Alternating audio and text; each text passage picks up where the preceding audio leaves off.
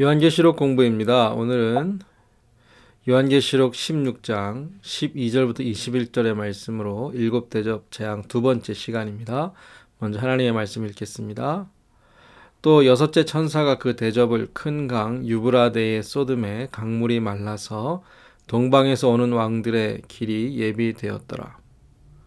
또 내가 보매 개구리 같은 새 더러운 영이 용의 입과 짐승의 입과 거짓 선지자의 입에서 나오니 그들은 귀신의 영이라 이적을 행하여 온 천하 왕들에게 가서 하나님 곧 전능하신 이의 큰 날에 있을 전쟁을 위하여 그들을 모으더라. 보라, 내가 도둑같이 오리니 누구든지 깨어 자기 옷을 지켜 벌거벗고 다니지 아니하며 자기의 부끄러움을 보이지 아니하는 자는 복이 있도다. 새 영이 히브리어로 아마겟돈이라 하는 곳으로 왕들을 모으더라. 일곱째 천사가 그 대접을 공중에 쏟음에 큰 음성이 성전에서 보좌로부터 나서 이르되 되었다 하시니 번개와 음성들과 우렛소리가 있고 또 큰 지진이 있어 얼마나 큰지 사람이 땅에 있어 온 이래로 이같이 큰 지진이 없었더라. 큰 성이 세 갈래로 갈라지고 만국의 성들도 무너지니 큰 성 바벨론이 하나님 앞에 기억하신 바 되어 그의 맹렬한 진노의 포도주 잔을 받음에 각 섬도 없어지고 산악도 간데 없더라. 또 무게가 한 달란트나 되는 큰 우박이 하늘로부터 사람들에게 내림에 사람들이 그 우박의 재앙 때문에 하나님을 비방하니 그 재앙이 심히 큼이러라. 네, 아멘. 이제 여섯 번째, 일곱 번째 두 재앙을 남겨놓고 있는데요. 여섯 번째 대접 재앙은 말라버린 유브라데 강, 이러한 내용입니다. 큰 강 유브라데가 나오고요. 그 유브라데 강에 하나님의 천사가 그 재앙을 대접에 담아 쏟아 부으니까 그 강이 말랐다 그렇게 말하고 있습니다. 그 강은 어떤 강이죠? 하나님의 백성들의 땅의 경계 그랬는데 창세기 15장에 아브라함에게 하나님이 말씀하실 때 그 자손들에게 주시겠다라고 하신 땅의 경계가 애굽에서부터 큰 강 유브라데까지, 그러니까 그 강 서편으로는 하나님의 백성들에게 주신 땅이고 그 강 건너편은 이방의 땅이 됩니다. 일찍이 아브라함은 본래 갈대아 우르에서 살았던 사람이죠. 너희의 조상들이 강 저쪽에 거주하여 다른 신들을 섬겼으나 내가 너희의 조상 아브라함을 강 저쪽에서 이끌어내어, 그렇게 말씀하고 있습니다. 이렇게 유브라데 강은 구약에 여러 차례 나오면서 그 경계, 그 이방과 하나님의 백성들의 땅의 경계로 등장하고 있습니다. 그런데 그 강이 말랐고, 그래서 그 강 동편에 있는 왕들이 이제 서편으로 올 수 있는 길이 열렸다 그렇게 말씀하는데요. 강이 마른 것은 하나님의 심판을 말씀해 왔습니다. 시편 말씀에도 보면 여호와께서는 강이 변하여 광야가 되게 하시며 샘이 변하여 마른 땅이 되게 하셨다 그랬고요. 이사야 19장에도 바닷물이 없어지겠고 강이 잦아서 마르겠고 애굽의 강물은 줄어들고 마름으로. 특별히 애굽에도 큰 강 나일강이 있는데 하나님께서 애굽을 징계하시고 심판하실 때도 그 강을 마르게 하셨고요. 이사야 50장에도 보면 보라 내가 꾸짖어 바다를 마르게 하며 강들을 사막이 되게 하며, 예레미야에도 가뭄이 물 위에 내려 그것을 말린다 그랬는데, 그렇게 하나님께서 심판하시고 재앙을 내리셔서 그 강이 마르게 되니까 그 마른 땅을 통하여 이제 그 동편에 있던 왕들, 그 군대가 그 강을 지나게 되는 그런 일이 생기죠. 반어적인 표현일 수 있는데요. 사실 이스라엘 백성들에게는 홍해가 갈라지고 또 요단 강물이 마르는 그 기적을 통하여 하나님의 구원을 경험했습니다. 그런데 하나님의 그 구원은 거꾸로 애굽이나 가나안 사람들에게는 심판이었죠.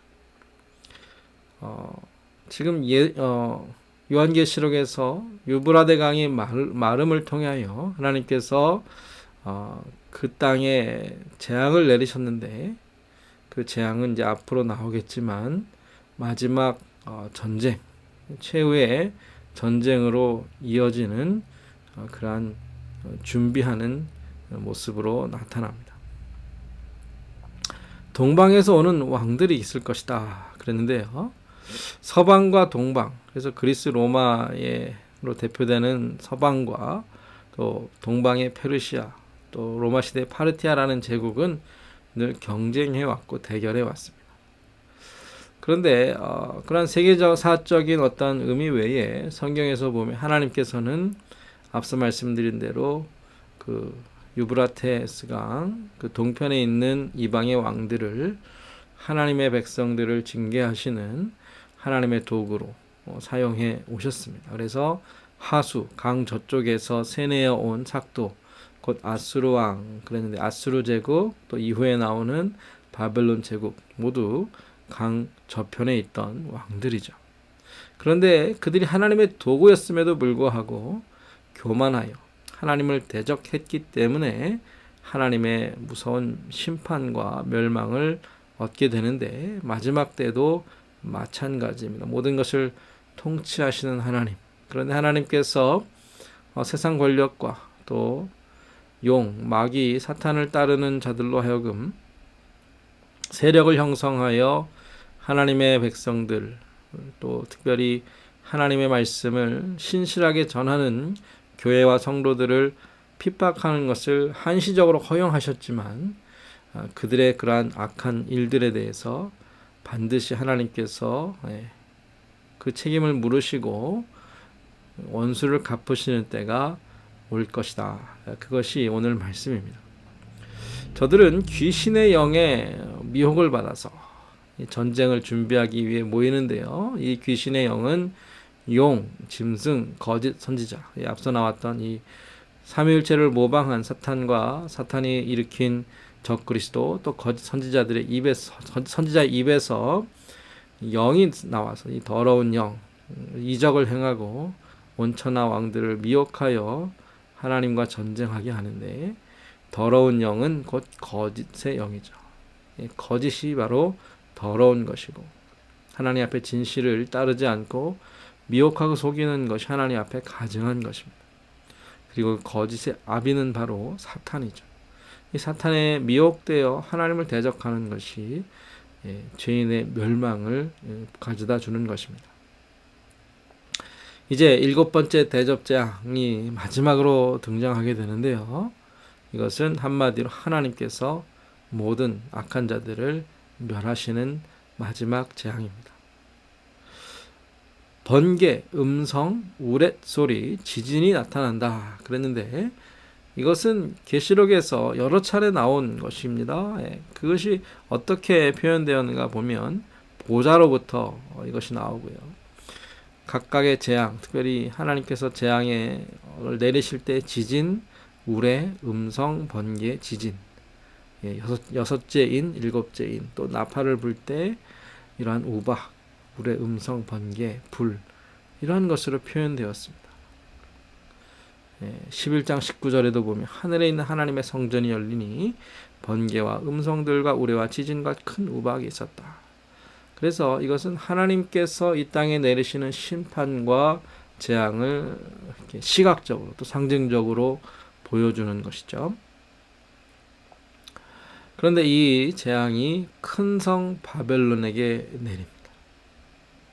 그래서 큰 성 바벨론에 하나님의 심판 재앙이 떨어지니까 성이 세 갈래로 갈라지고 또 그 하나님께서 그 성을 기억하셨다 그랬는데 이것은 긍정적인 좋은 의미가 아니라 하나님께서 그 모든 악행을 기억하셨다가 이제 정한 때에 맹렬한 진노의 포도주를 남김없이 물에 섞지 않은 그 진노, 가감이 없는 그 공의로운 심판을 무섭게 쏟아 부으시는데요.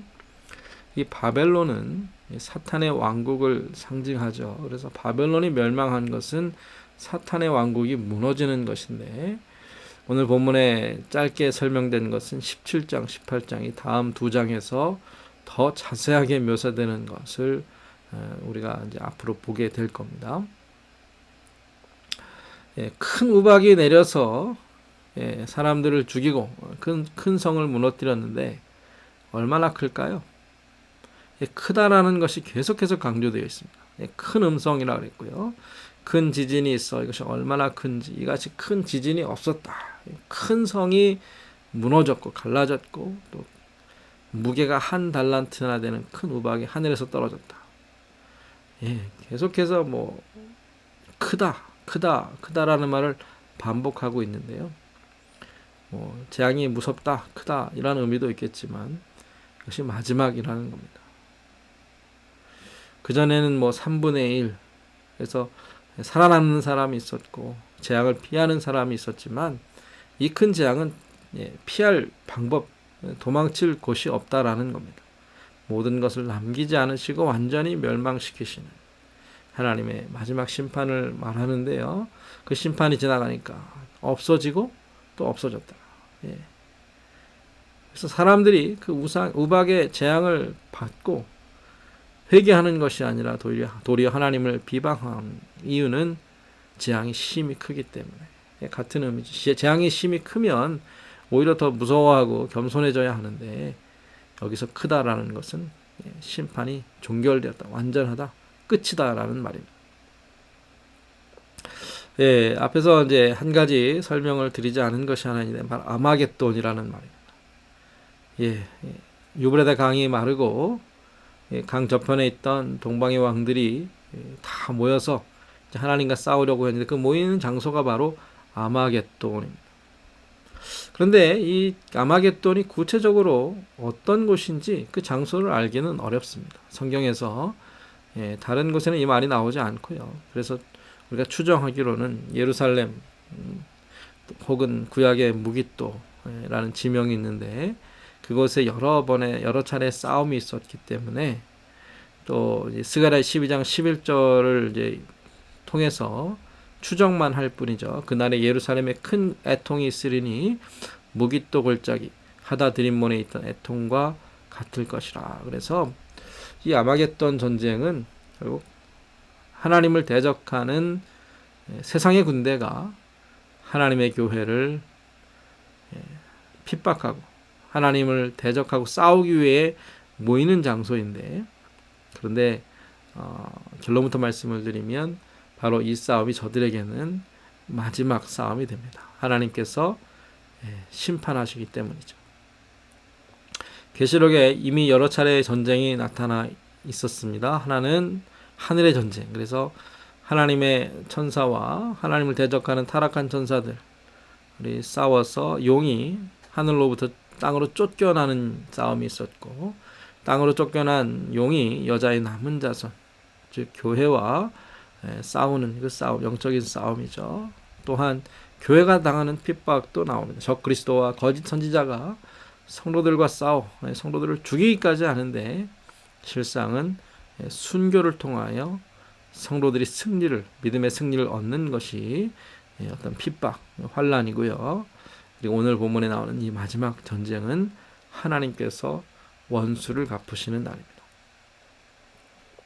하나님의 큰 날 그랬습니다. 큰 날에 있을 전쟁은 오늘 본문에서뿐 아니라 19장 또 20장이 계속해서 나오는데 마지막 전쟁이고 전 우주적인 온 세상이 이 전쟁을 통하여 최후를 맞이하게 되는데 그것은 이제 19장과 20장에서 더 자세히 보겠고요. 근데 오늘 말씀 또 이후에 나오는 이 마지막 전쟁에 대한 말씀이 구약에 특별히 이제 에스겔 38장의 말씀과 많이 유사한 것을 보게 됩니다.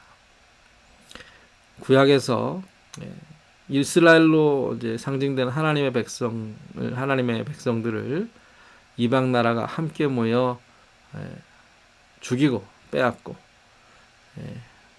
그렇게 하려 할 때에 하나님께서 그 백성들을 위해 싸우시는 그러한 장면이 나오는데, 그것은 그 당시의 사건일 뿐 아니라 마지막 때의 모습을 묘사하고 있다. 계시록과 비교해 보니까 그렇다라는 거죠.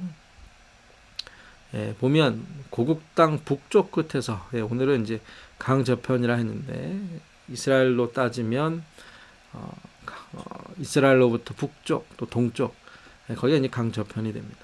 많은 백성이 모여서, 왜 모입니까? 내 백성, 하나님의 백성 이스라엘을 치려고, 싸우려 모인다라는 거예요. 그런데 근데 그날에 큰 지진, 오늘 지진이 있었습니다. 또 우박이 있었습니다. 그래서 이스라엘 땅이 일어나서 모든 산이 무너지며 절벽이 떨어지며 모든 성벽이 무너진다. 마치 바벨론 성이 무너지는 것과 같은 지진, 큰 우박이 있었고, 또 불과 유황으로 하늘에서 비를 내리듯 쏟아지는데, 이러한 심판, 이러한 재앙은 사실 인류 역사상 없었습니다. 하나님께서 최후의 심판에 이루실 일들이죠. 그렇다면 계속 말씀을 드렸지만 마지막 전쟁의 목적이 무엇인가?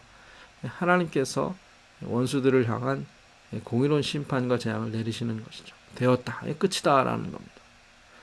그러면서 이제 에스겔서의 말씀을 인용해 보면, 내가 너로 말미암아 이방 사람의 눈앞에서 내 거룩함을 나타내. 하나님의 거룩하심, 하나님의 거룩하심은 거룩하신 사랑이며 또한 공의로운 심판이 바로 하나님의 거룩하심이죠.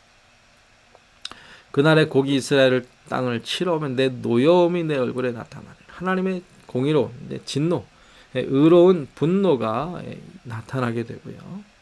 내가 여러 나라에 있는 내 위대함과 내 거룩함을 나타내요. 나를 알게 하리라. 하나님께서 살아계신 것, 하나님께서 참 하나님이신 것을 모든 사람들에게 알게 하실 텐데, 그러나 그때는 이미 늦었습니다. 지금 우리가 하나님을 믿고 하나님 앞에 경배해야 할 것이죠. 하나님의 큰 재앙을 보고 사람들이 회개할까요? 그렇지 않습니다. 이미 보았지만 오히려 하나님을 비방하고 대적하여 끝까지 싸워 하나님을 이기려고 하는 것이 인간의 교만이며 어리석음. 그래서 하나님께서는 저들이 받을 합당한 심판과 멸망을 내리시는 것이죠. 한 가지 말씀을 더 드리면, 내가 도둑같이 오리라. 이 말씀이 중간에 삽입이 되어 있습니다. 전체 흐름에는 맞지 않지만 예수님께서 이 말씀을 요한을 통해 우리에게 주시면서 우리가 들어야 할, 우리가 잊지 말아야 할 것을 한 번 더 강조하시는데, 심판의 날, 최후의 전쟁, 그래서 원수들이 싸움을 준비하고 인간이 그것을 결정하는 것 같지만 그것이 아니라는 겁니다. 그날은 하나님, 곧 전능하신 이의 큰 날이에요. 하나님의 날입니다. 원수들 대적하는 자들의 날이 아니라 하나님의 날이고요. 그날은 오직 주님만이 아십니다. 주님의 재림의 날이 그러하듯이 최후의 심판 날은 오직 하나님께서만 아십니다. 그렇기 때문에 깨어 있어야 하는 것이죠. 회개하고 일깨어 있으라. 그렇지 않으면 내가 도둑같이 이룰 때에 우리가 알지 못하고 주님을 맞이하게 됩니다. 계시록 3장 3절에 나오는 말씀이고요. 오늘 다시 한번 이 말씀을 주시는데, 복이 있다 그랬어요. 누가 복이 있습니까? 하나님께서, 주님께서 급하게, 갑자기 도적같이 임하셨을 때에 벌거벗고 다니지 아니하고 자기의 부끄러움을 보이지 아니하는 자가 복이 있다. 세 번째 말씀인데, 그 앞에도 이 복에 대해 7가지에 걸쳐서 요한계시록에 복이 있다 말씀하시는데 같은 맥락입니다. 첫 번째는 이 예언의 말씀을 읽고 듣고 지키는 자가 복이 있고요. 두 번째는 주 안에서 죽는 자들이 복이 있고, 세 번째 오늘 말씀이고, 네 번째 보면 혼인잔치에 청함을 받은 자들이 복이 있고, 다섯 번째는 첫째 부활에 참여하는 자들이 복이 있고, 여섯 번째는 이 두루마리의 예언의 말씀을 지키는 자, 마지막 7번째는 자기 두루마리를 빠는 자. 그래서 이 말씀을 듣고 경고하심을 받아서 끝까지 죽는 날까지 믿음을 지키고 살다가 주님 앞에 섰을 때에 벌거벗지 않은, 부끄럽지 않은 모습으로 흰옷 입은 성도로서 어린 양의 혼인잔치에 참여하는, 첫째 부활에 참여하는 자들, 그들이 복이 있는 자들이고 저와 성도님들이 그 가운데 속해야 할 줄로 믿습니다. 예, 오늘 일곱 대접 재앙 이렇게 말씀을 드렸고요. 예, 이제 한 달쯤 동안 쉬었다가 계속 말씀을 나누도록 하겠습니다. 예, 오늘 공부 여기서 마치겠습니다.